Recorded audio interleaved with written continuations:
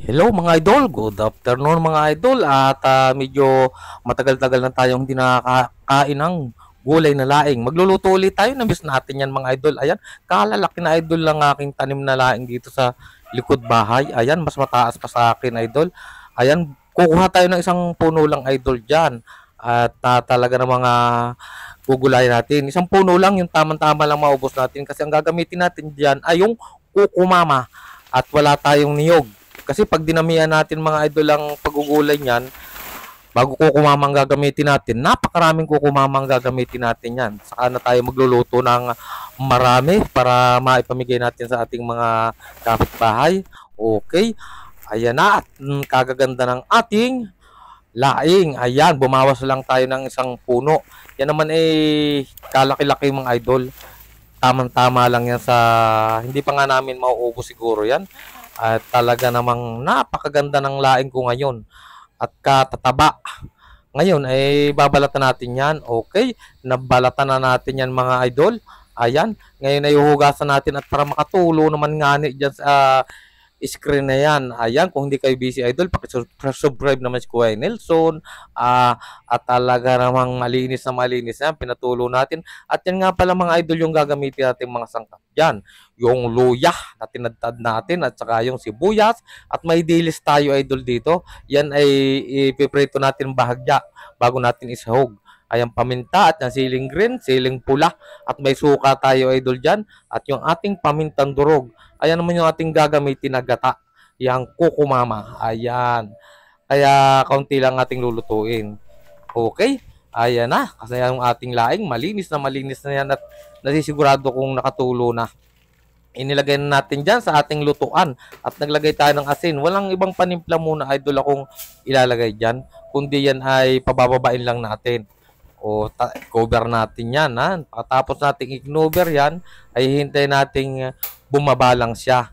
Ayan. At para hindi naman siya magtubig. Nagtutubig idol pagka ganyan sariwa ang ginugulay. E di pag may tubig idol yan, itatapon natin.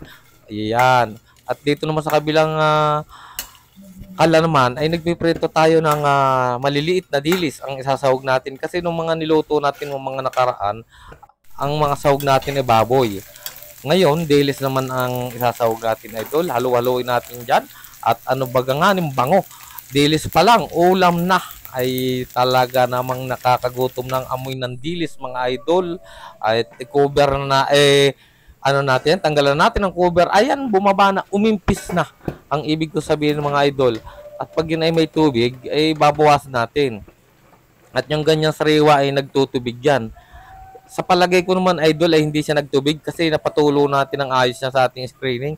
Kaya magdadagdag tayo dyan ng gata. Ayan, magdagdag lang tayo ng konting gata para sa tuloy-tuloy na pagluto ng ating gulay na laing. Ayan, simpleng-simple lang mga idol yung pagluluto ng gulay na laing. Ilagay natin ang sibuyas. Inilagay natin ang sibuyas at yung ating luyang tinadtad. Ayan, luyang yan idol ay pwede natin kainin yan. Kasi yan ay talagang napakaliliit ng ating pagkakahiwa. Okay. At yan ay ilalagay na rin natin yung ating pamintang durog. Ano baga nga nga bango na nitong ating ginugulay na laing. Ayan, matagal-tagal tayong hindi nakakain ng gulay na laing. Kaya na-miss natin ang gulay na laing. At pagkatapos nga yan ay naglagay tayo ng asin.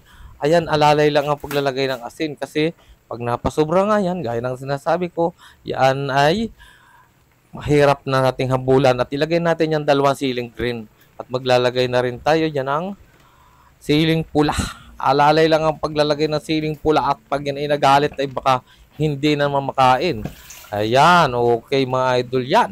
Talagang tatakpan na natin uli yan. I-cover na natin yan para sa pag tuloy-tuloy niyang pagkakaluto. Ayan.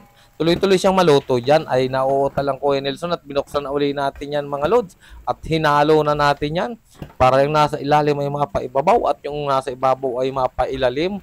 Ay, shout out sa inyong lahat mga subscriber, mga viewers. Ayan, baka pwede naman pong palambing ng isang subscribe dyan. Ayan, naglagay tayo ng, nagwisik-wisik lang tayo ng bechin. Ay, yung bechin na matagal na natin ginagamit yan. At umpisa ng pagkabata ako, namulatan ko na yan.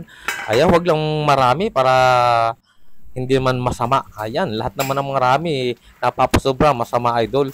Okay, buksan uli natin yan at kuluan na talaga yung ating gulay na laing at napakaganda at napakalinis ng pagkakadali ng ating laing. Makikita naman yung load. So, talagang bukod sa binalatan natin yan, hinugasan natin yan ng napakalinis.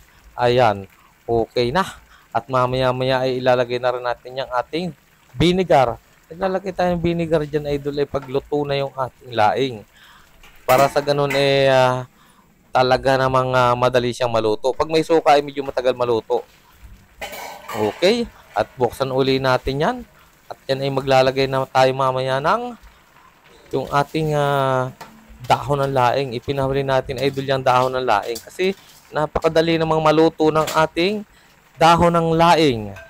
Ayan, inilagay na natin at talaga namang pag yan ay umimpis, pag bumaba ay maaari na rin nating ilagay yung ating kakanggata na tinatawag. Yun yung ano naman yung ating ginagamit kasi dito ay yung kukumama. Ayan, bumawas lang tayo ng kaunti para do sa ating pagluluto, pagpapalambot kanina. Okay, cover natin uli yan. At pag yan ay luto na ay ilalagay na rin natin yung ating prinitong dilis. Ayan, yung bahagya nating iprinitong dilis. Hindi naman natin idol yun na pinalutong. Kasi yung tamang-tama lang. Pag pinalutong natin idol, medyo may pait. Kaya ang ginagawa ko dyan, yung bahagyang pagpaprito lang do sa ating dilis. Ayan, ilalagay na natin yung ating dilis na yan. Napakasarap na pang ulam na idol yung dilis na pwede natin isaw-saw sa sukang may sili. At talaga namang niyan, napakasarap baga. Kung ibig ko sabihin ay talaga namang kahit tuyo pa lang ay napakasarap baga niya ang ating dilis. Ayan, halo-haloin natin para yung ating dahon ng laing ay mapa-mix ang okay dyan sa ating niluluto. Ayan, at niluluto naman natin lahat yan, pati ang ating dahon. Okay, at yan ay palagay ko mga idol, mamaya may maglalagay na tayo ng ating kakanggata. Ayan, nagdagdag ako ng sili dyan. At yung sili naman yan ay pagka natatalo ng gata kasi yan, yung anghang niya. Ayan, haluin natin.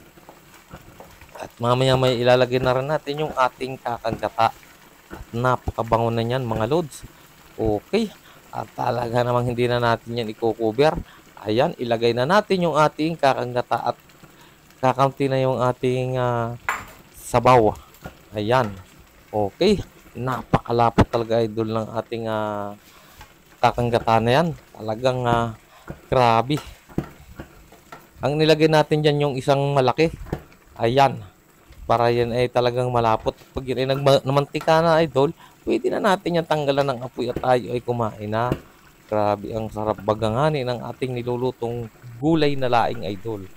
Ayan, halo doon, halo dito. Ayan, at malapit ng maluto at naglagay tayo dito ng bagoong alamang. Itong bagoong alamang na yan idol ay yung nabibili sa ating sa ating diyang mga grocery sa katabi natin. Ayan yung ready to eat na. Ayan, pwede natin kainin yan kahit yan talagang iulam natin. Pwede na yung bagoong alamang na yan. Yan yung nasa buti at yan ay luto na. Ayan, inihimix na natin dyan. Haluin natin ng maayos para yan ay mag-mix dyan sa ating ginugulay na laing. Ayan na idol, luto na at pwede na tayong kumain.